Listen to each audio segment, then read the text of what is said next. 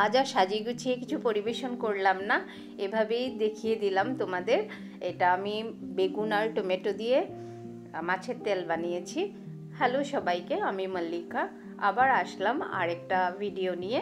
আশা করি তোমরা সবাই ভালো আছো। কারো লাঞ্চ হয়ে গেছে, কেউ করনি, করবে। এটা আমি বানিয়েছি মাটি কালার ডাল। আমি মাটি কালার ডালই বলি, অনেকে মাসকালার ডাল বলে, যেটাকে একটু কালো রঙের বাকল থাকে, আমি ওটা বানিয়েছি। একটা থাকে পুরো সাদা।